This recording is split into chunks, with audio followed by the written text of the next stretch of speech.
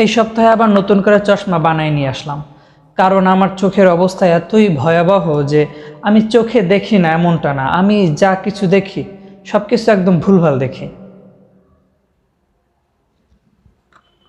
ঠিক আছে না? আবু সাইদ হত্যার চার্জশিট নাকি জমা দেওয়া হয়েছে এবং সেখানে অনেক কিছু তদন্ত করে, অনেক কিছু বাকবিচার করে, অনেক কিছু দেখে শুনে তারপর লেখা হয়েছে যে আবু সাইদের মৃত্যু নাকি একটা পাটকেলের আঘাতে হয়েছে। এবং এই ইটের টুকরোটা কে মেরেছে জানেন? 16 বছরের একটা ছেলে। এই ছেলেটা সকালবেলা স্কুলের জন্য বের হয়েছিল, স্কুলে গেছে, স্কুল বন্ধ করে দিয়েছে এত গ্যাঞ্জামের জন্য। স্কুল শেষে ছেলেটা বাড়ির দিকে আসতেছিল, আসার সময় ছেলেটার পায়ে গুলি লেগেছে এবং পুলিশ তাকে হেফাজতে ধরে নিয়ে গেছে। তার অভিভাবকের স্ট্যাটাস থেকে জানা যায় যে পুলিশ বলতেছে যে ছেড়ে দিব।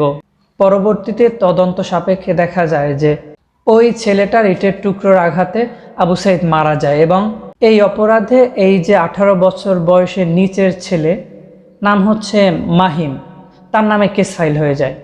দেখেন, আমার চোখে এতই সমস্যা, যে এতই ভয়াবহ সমস্যা যে আমি ওই ইটের টুকরোটাকে দেখলাম একটা বুলেট।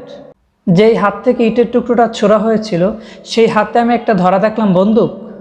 যেই 16 বছরের ছেলেটা ইটের টুকরোটা ছুড়লো, যার দরুন আবু সাইদের মৃত্যু হলো, তাকে আমি দেখলাম পূর্ণ বয়স্ক একজন মানুষ। এবং সেখানে আমি দেখলাম স্কুল ড্রেসের পরিবর্তে পুলিশের ইউনিফর্ম পরা, মাথায় আবার হেলমেটও পরা আছে। চোখের অবস্থা আমার শুধু খারাপই না, আমার মনে হচ্ছে যে আমার হ্যালোসিনেট হচ্ছে। গুলি খাইছে একটা।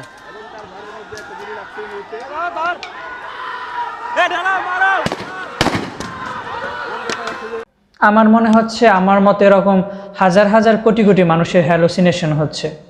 16 বছরের একটা বাচ্চা আইন শৃঙ্খলা বাহিনীর মতো দেখতে, একজন প্রাপ্ত বয়স্ক মানুষ হাতে বন্দুক নিয়ে গুলি ছুড়তে দেখছে।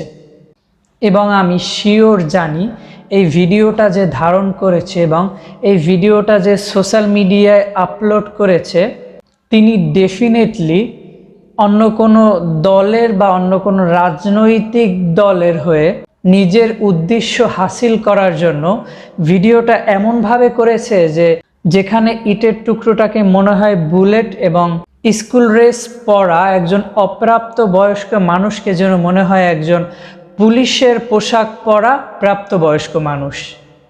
এগুলো আসলে কিছুই ঘটেনি, এগুলো আসলে সব কিছু গুজব।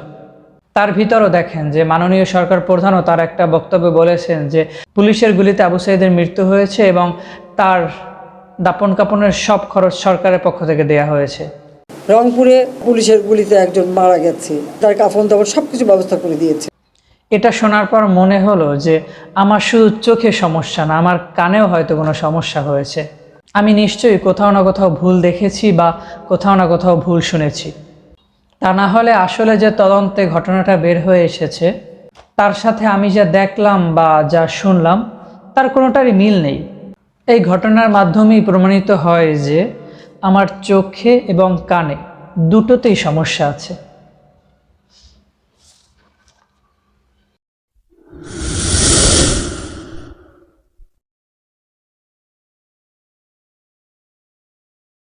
গাছ লাগান, পরিবেশ বাঁচান।